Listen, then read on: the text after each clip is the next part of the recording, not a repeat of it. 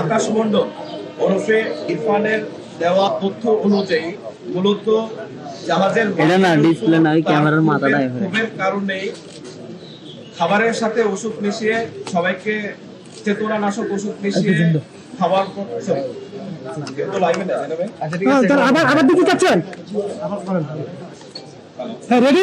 গ্রেফতারকৃত আকাশ মণ্ডল ওরফে ইরফানের দেওয়া তথ্য অনুযায়ী মূলত জাহাজের মাস্টারের উপর ক্ষোভের কারণে তার উদ্দেশ্য ছিল জাহাজের মাস্টারকে হত্যা করা এবং এই হত্যাকাণ্ড সংঘটিত করার পর যখন সে বুঝতে পারে অন্যান্য যে ক্রুরা আছে তারা সে পালিয়ে গেলে তার সম্পর্কে তথ্য দিয়ে দিবে, তাই আইন শৃঙ্খলা রক্ষাকারী বাহিনীর হাত থেকে রক্ষা পাওয়ার জন্য সে ক্রমান্বয়ে বাকি সদস্যদেরকে হত্যার চেষ্টা করে। গত 23 ডিসেম্বর 2024 তারিখ চাঁদপুরের হাইমচরে এমডি আল বাখিরা জাহাজে 7জনকে হত্যা ও একজনকে গুরুতর জখমের ঘটনা ঘটে। উক্ত ঘটনা বিভিন্ন প্রিন্ট ইলেকট্রনিক মিডিয়া ও সামাজিক যোগাযোগ মাধ্যমে প্রচারিত হলে তা সারা দেশব্যাপী ব্যাপক চাঞ্চল্য সৃষ্টি করে। পরবর্তীতে উক্ত ঘটনায় জাহাজের মালিক বাদী হয়ে 24 ডিসেম্বর তারিখে একটি হত্যা মামলা দায়ের করে। এই হত্যাকাণ্ডে জড়িত ব্যক্তিদের শনাক্ত ও গ্রেফতারে র্যাবের তৎপরতা বৃদ্ধি করা হয়। এরই ধারাবাহিকতায় গত 24 ডিসেম্বর তারিখে বাগেরহাট জেলায় রাতে অভিযান পরিচালনা করে এই নৃশংস হত্যাকাণ্ডে সম্পৃক্ত আকাশ মণ্ডল ওরফে ইরফান নামক একজন ব্যক্তিকে গ্রেফতার করা হয়। গ্রেফতারের সময় গ্রেফতারকৃত আসামির নিকট হতে একটি ব্যাগ, একটি হ্যান্ডগ্লাভ, আসামির 2টি মোবাইল ফোন, ভিকটিমদের 5টি মোবাইল ফোন সহ সর্বমোট 7টি মোবাইল ফোন, চেতনানাশক ওষুধের পাতা এবং নীল রঙের একটি ড্রেস প্যান্ট যেখানে বিভিন্ন জায়গায় রক্ত মাখানো ছিল তা উদ্ধার করা হয়। প্রাথমিক জিজ্ঞাসাবাদে গ্রেফতারকৃত আসামি জানায় সে গত 8 মাস যাবৎ এই জাহাজে কর্মরত রয়েছে। জাহাজের মাস্টার কর্মচারীদেরকে বেতন ভাতা ও বিভিন্ন সুযোগ সুবিধা প্রদান থেকে বিভিন্ন সময়ে বিরত থাকে এবং সুযোগ সুবিধা প্রদান না করে বিভিন্ন সময়ে নরমাল বিষয়ে তাদেরকে অতিরিক্ত রাগারাগি করে। এই ঘটনায় সম্পৃক্ত আকাশ মণ্ডল ক্ষুব্ধ হয় এবং এই জাহাজে কর্মরত অন্যান্য সদস্যদের সাথে বিষয়টি আলোচনা করে। তবে আসামি দেয়া তথ্য মতে এই জাহাজে কর্মরত অন্যান্য যে কোনো সদস্য যখন কোন রকম তাদের অধিকার নিয়ে কথা বলতে চায় তাদেরকে কোনো ধরনের বিচার বিবেচনা না করেই জাহাজ থেকে বিতাড়িত করা হয়, এমনকি তাদের বেতন ভাতাও প্রদান করা হয় না, যার কারণে জাহাজে কর্মরত অন্যান্য সদস্যরা তার সাথে একমত পোষণ করে এই অন্যায়ের প্রতিবাদ করত না। এমত অবস্থায় গ্রেফতারকৃত আকাশ মণ্ডলের মধ্যে ক্ষোভের সৃষ্টি হয় এবং এই ক্ষোভ থেকেই সে পরিকল্পনা করে তার এই মাস্টারকে উচিত শিক্ষা দেবে।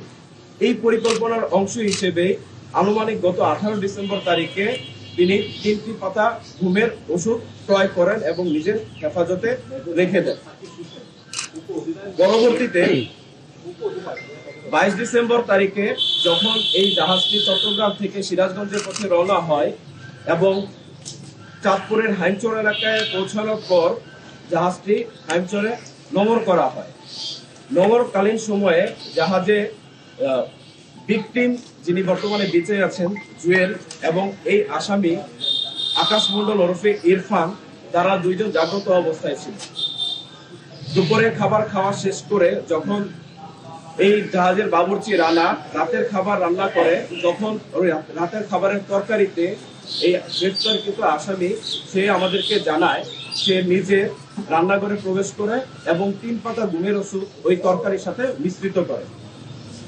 ঘুমের ওষুধ সেবনের ফলে ওষুধের সাথে এই খাবার সেবনের ফলে জাহাজের বাকি যে সদস্যরা ছিল তারা খাবার গ্রহণ করে এবং পরবর্তীতে নিজ নিজ কেবিনে শুয়ে পড়ে।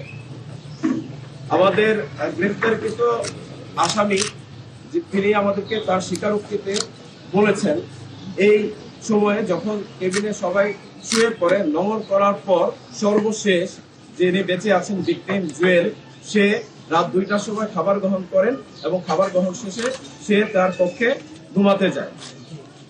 এর পরবর্তীতে গ্রেফতারকৃত আকাশ ওরফে ইরফান এই তার পরিকল্পনা বাস্তবায়নের জন্য পায়চারি করতে থাকে এবং এক পর্যায়ে রাত আনুমানিক 3:30টার দিকে সে প্রথমে জাহাজের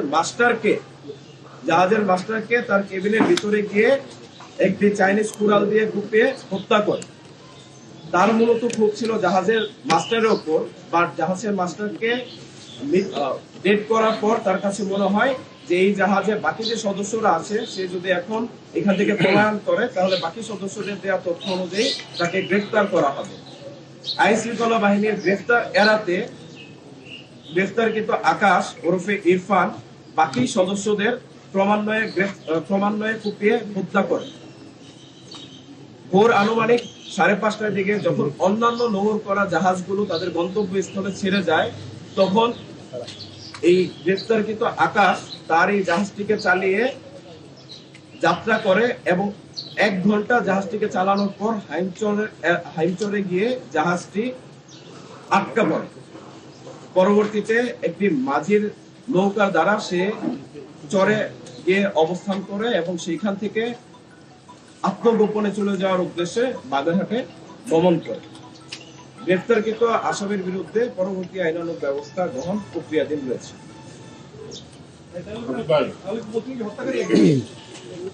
এখন পর্যন্ত আমাদের তদন্তে আমরা একজনকে পেয়েছি, অধিকতর তদন্তে হয়তো বা আরো কিছু পাওয়া যেতে পারে। আহত জুয়েল কিভাবে আহত হলো? জুয়েল কি কিভাবে আহত করা হলো?